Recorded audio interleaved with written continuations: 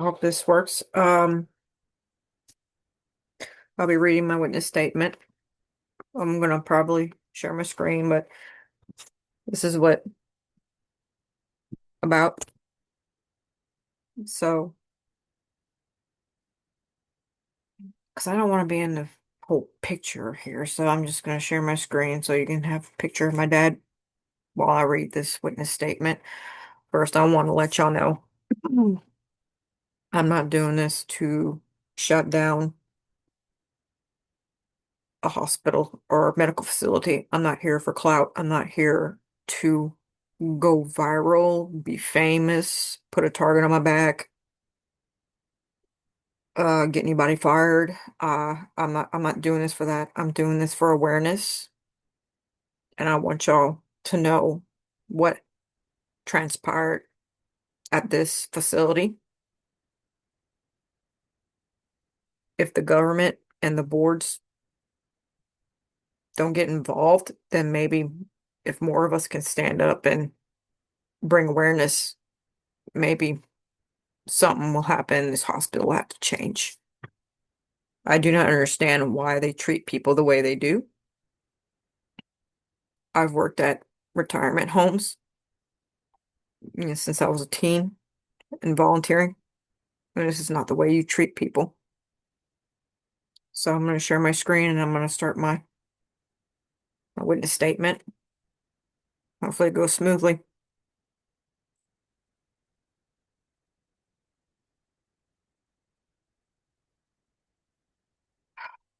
All right.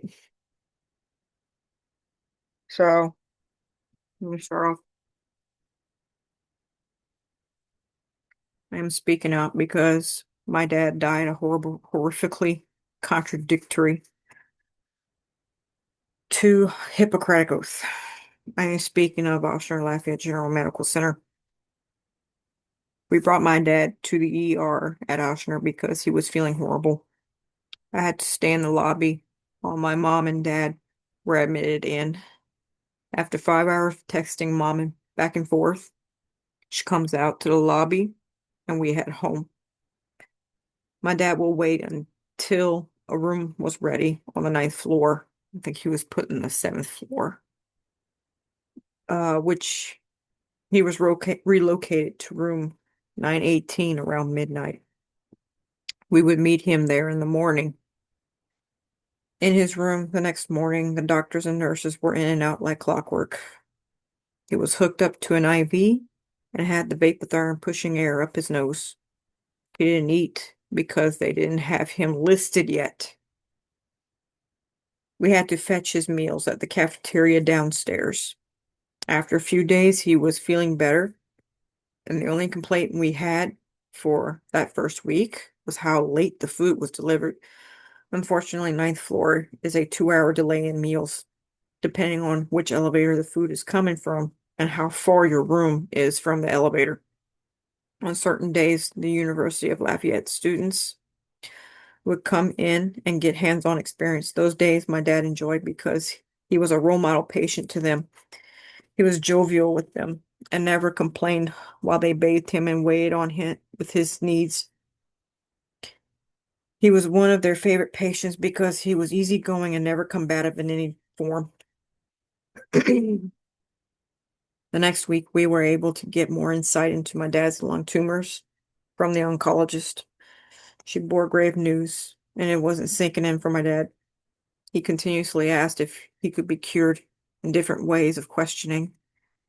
He wanted to live, even if it meant a lung transplant. He was determined to walk out of the hospital and back to working around the house. She said that radiation treatment can be an option if he can keep his oxygen levels in the 90s. My dad used up so many green vomit bags from his spitting up blood that finally a doctor gave him a suction straw. His pint cup was filled up by the next day. Then nurses decided to give him a blocker, and he stopped coughing up blood. We met his supervising doctor, who was from Cameroon. He was a sweet man, but days later, my dad said the doctor kept asking for 3 complaints. Mom and dad seemed upset because nothing wrong was happening. Little did we know. From that day of the oncologist breaking news that my dad was dying, my dad's health became a nuisance for the nurses. He wasn't hooked up to the IV bag that stayed the oblong shape for days. Sometimes the nurses would hang tabs or more junk over it, but it never changed its shape and size. My dad had the tubes hanging from his arms, but they were never hooked up to anything. Then we noticed his urine bag wasn't being emptied.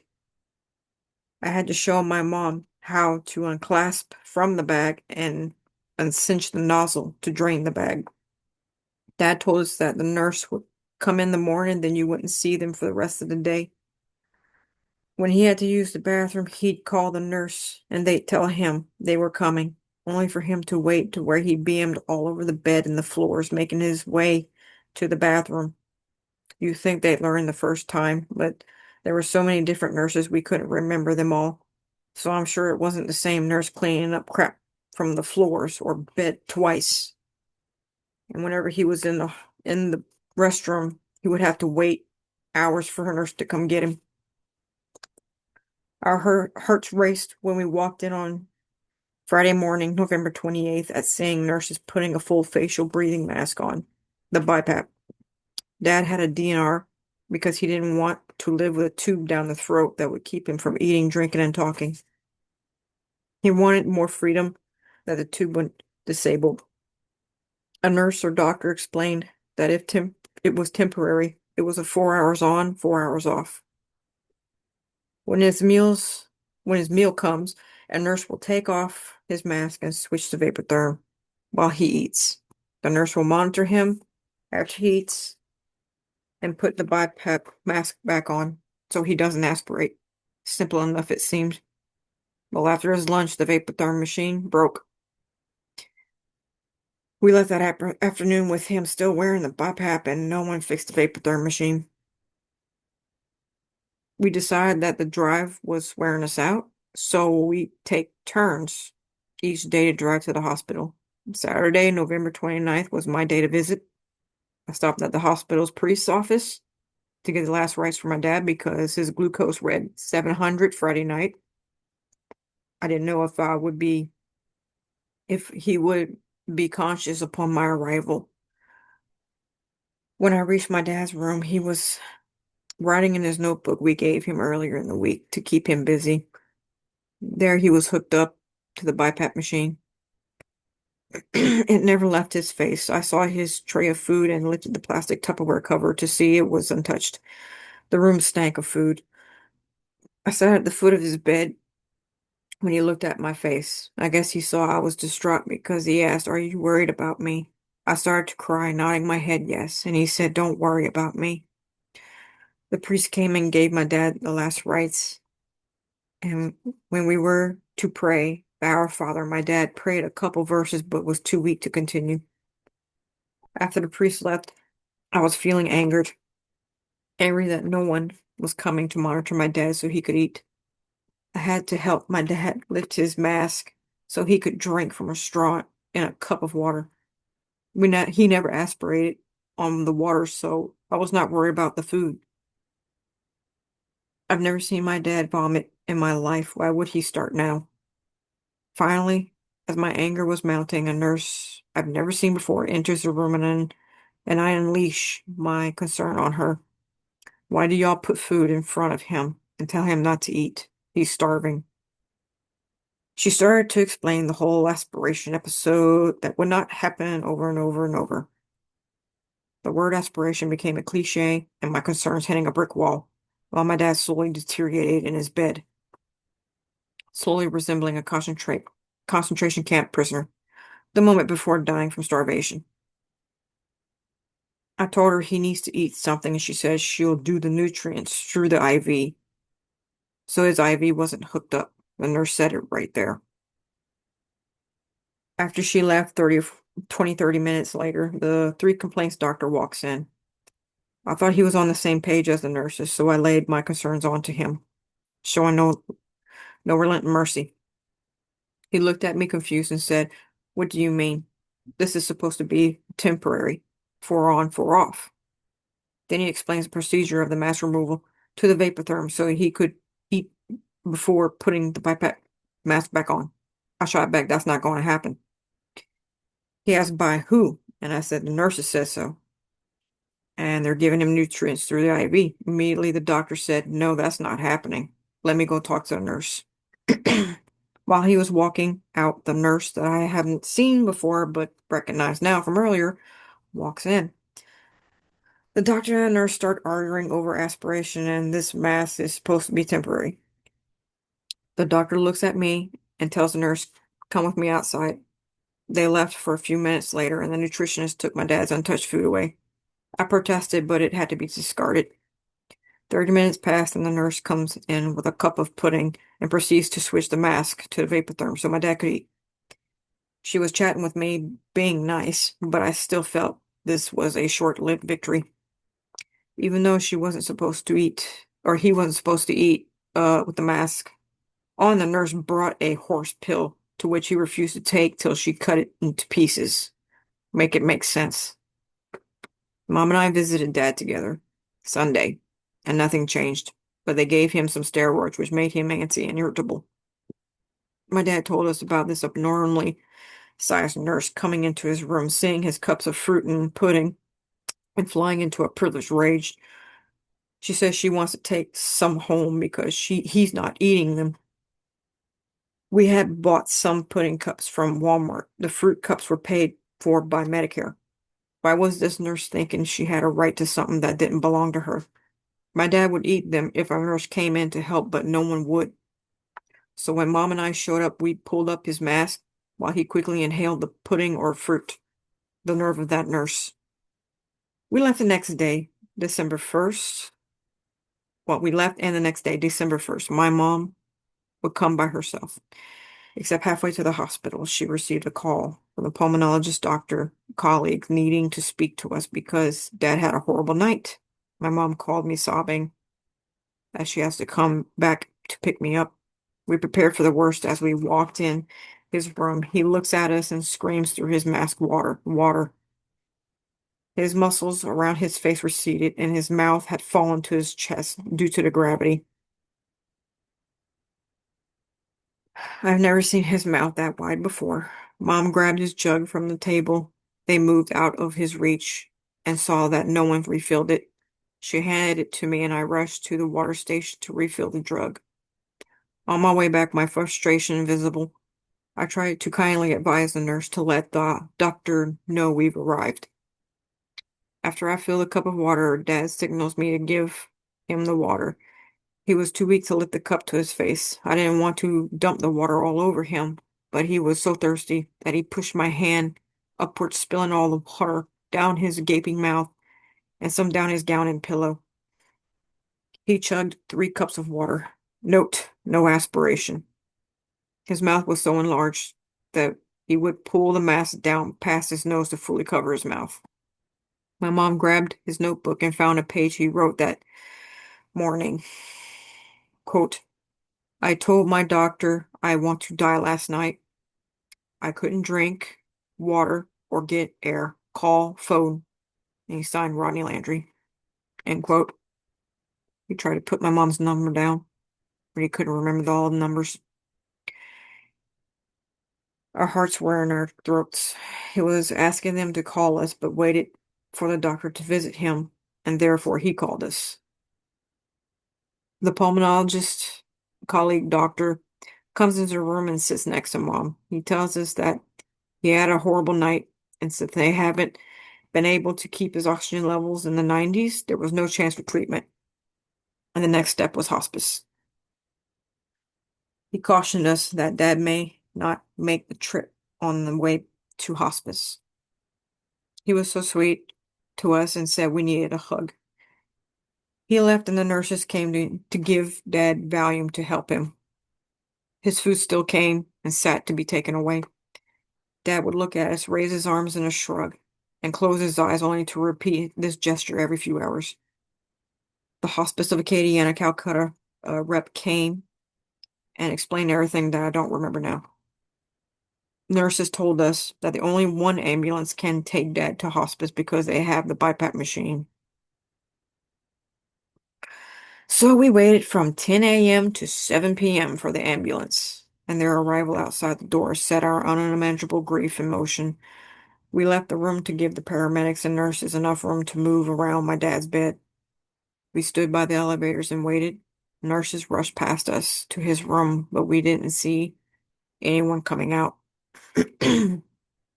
Meanwhile, a patient in the room to my back was hacking, choking, and vomiting his meal, and no one went in to check on him. I didn't hear anyone in his room. Finally, they wheeled my dad out on a gurney, and seeing him so fragile sent more waves of pain. The nurses seemed super happy to see us go. They hugged us and gave us their condolences. I wasn't in the mood, but to refuse would be rude. After a couple of weeks from my dad's passing on December 1st, I posted a review on Google Maps. A few days later, they took it down.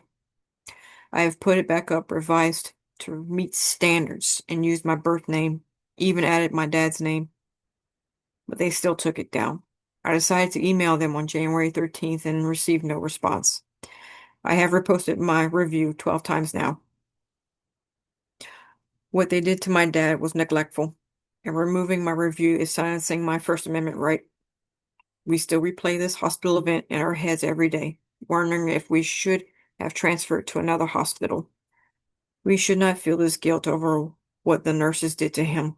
The nurses acted like they ran that hospital, and the doctors were just visitors.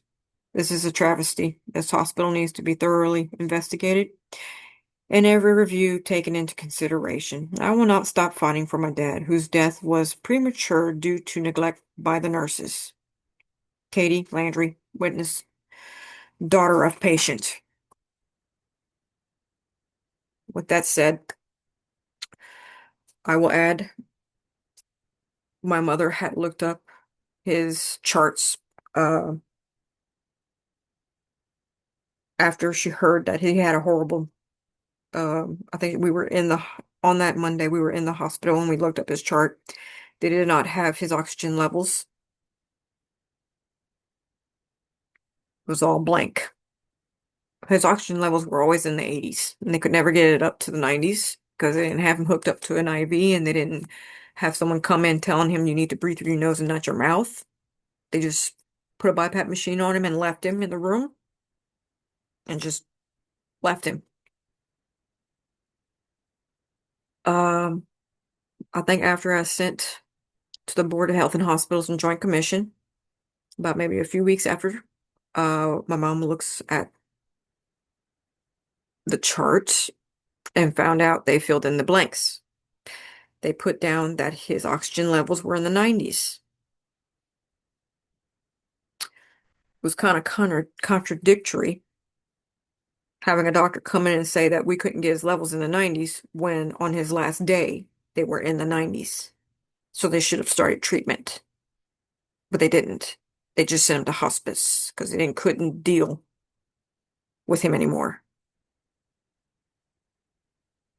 My dad wasn't given much morphine or Valium or any. It was just that one time in the morning and an hour before the ambulance arrived. He was conscious majority of the time that he had ADHD, so really the meds wouldn't really work for very long. When we got to the hospice, when they took that BiPAP machine, it was only moments that he had left to breathe and to suffocate to death. We walk in his room and his eyes were open. One eye was open, staring at the ceiling, and he was barely breathing, slowly fading away. And I got to at least feel his heartbeat before his last breath. My mother and I, we prayed the St. Michael prayer together. We bid our farewell. And we had nightmares about it every time. And we replay in our head the traumatic events, what we could have done, what should have been done. But it's just Nobody can understand. And I don't understand why I would have people come in and debate me when we were there and we watched it all. He was hungry. He was willing to live. He wasn't depressed. Things that would affect his appetite. He didn't have cancer in his stomach. He wasn't getting treatment.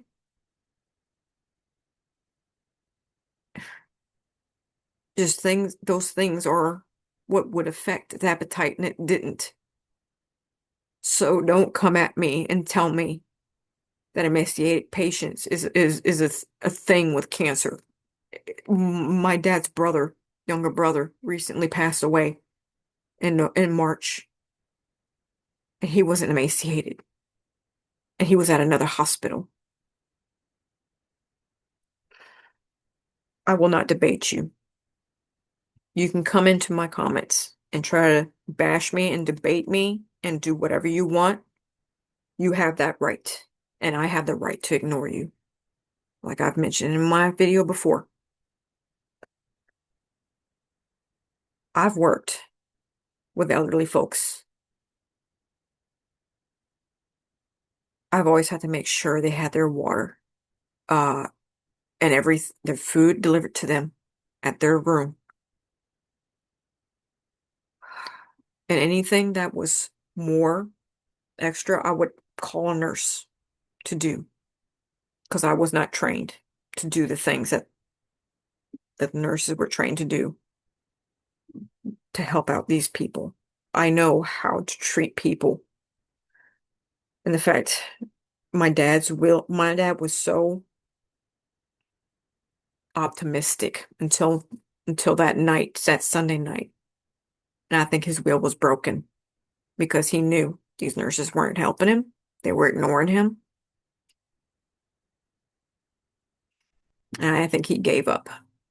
And I think that is a horrible death to feel completely, utterly alone and helpless and realizing that nobody's helping, nobody's coming to save you. My dad didn't deserve this. I don't know what else to say. I don't know what else I can say to convince any of you that what they did was wrong. I've had two doctors tell me this is medical malpractice. And I'm not going to give the information on these doctors because I treasure these doctors and their experiences probably 30, 40 years in the medical field. So I trust them. And I had a doctor diagnose my mother and I with post-traumatic stress disorder because of this event. So it's not something that normally happens. This is not something that is supposed to happen. You look on the Oshner hospice website, or not hospice, palliative care. We didn't even get half that stuff that they record, that they have on their website. And you will see the nurse that I fought with as a palliative nurse, which is contradictory to one of the doctors who said to us, these nurses don't deal with dying patients. Then what is palliative care? It's an end of life. What is dying? End of life. Everything was just contradictory. And it's sad to say that my brother Stephen, who took his life last year, died at this hospital too.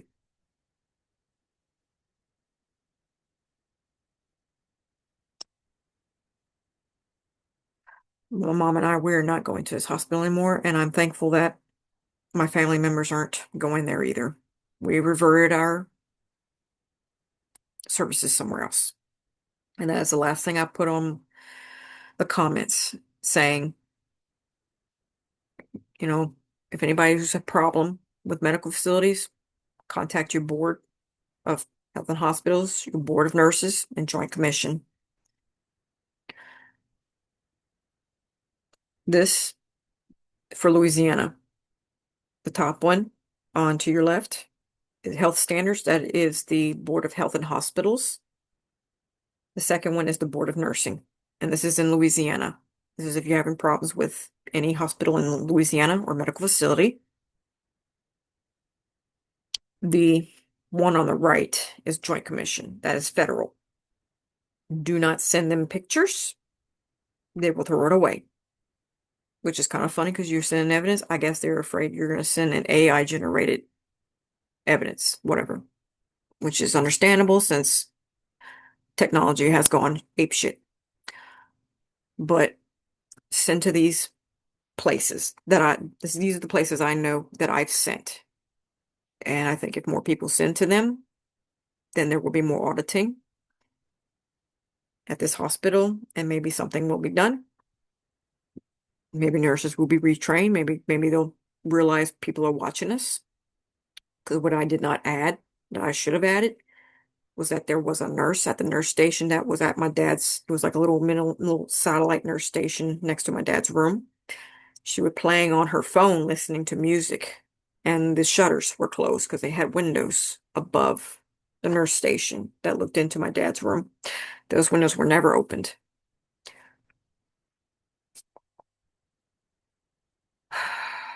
And when my dad had that BiPAP machine on, the machine would beep for some stupid reason. It would just go haywire and start beeping.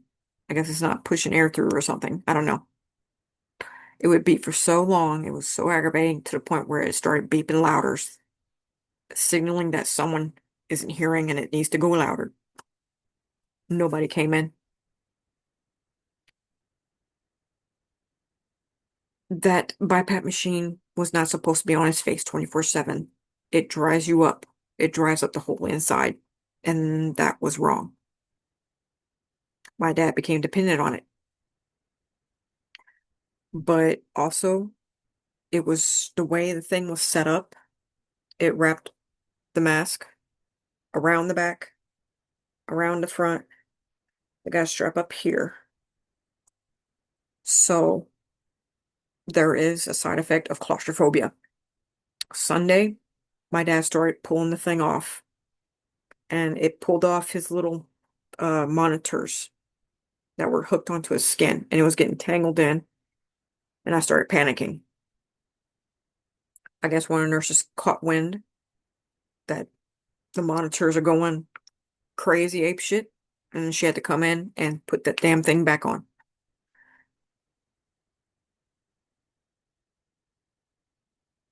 I hate this hospital.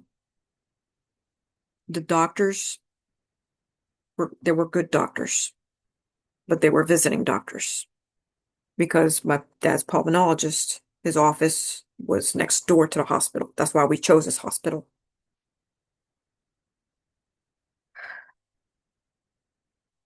We chose hospital because it's where he had his also his where they took sampling from the machine with the machines, this new high-tech machines. I guess MD Anderson also put money into this hospital and acquired all these scientific a high-tech machines that you can operate just by one person just working the controls and it operates. I think that's probably why this hospital is listed as top 200 and it's mostly in sports medicine. Uh, it's not top 200 in Southern hospitality. If you look at the reviews, their rating has gone down from a 2.9 to a 2.8, and no hospital should, in my opinion, should be under a 4. You got 5 stars, okay? You pick 1 through 5. When you are below a 3, that is called for a reform or something. But I just want y'all to know I'm not here to cancel this hospital or boycott. Really, I'm actually boycotting it, but I don't want to shut it down. I don't want to sue it. I don't want people to target this hospital. Um, I don't want people to target the nurses. I don't want y'all doing one after these people. Leave them alone. Just do what I do. Send your complaints to these 3 uh, that I have listed on the screen, as if it's in Louisiana. Um, be aware of this hospital. Do not send your loved ones there. I will be making more videos of the comments. So expect that. I will be posting videos. And I shouldn't get banned for that or sued or anything because those comments are public. You can actually look them up on Google review or Google Maps review. Uh, I laugh at people who want to debate me because I'm trying to help y'all from having this hospital do whatever the hell it wants with you and your loved ones. So why come and debate me? Don't do it. It's stupid. But if you want to do it, I'm going to ignore you because I do not feel the energy to argue with someone who acts like a drunk. Okay, that's it. I've done my research after the fact, always after the fact. And I know what I know. I've read peer reviews, so I know what I know.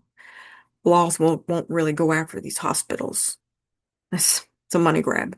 So, but I think if more people stand up, they will have to do something in fixing this hospital. So, that's about it for all my witness statement that I sent to these three. Um, Hopefully it kind of inspired some of you. If you had a bad experience, to do the same. Good luck. Uh, take care of your family.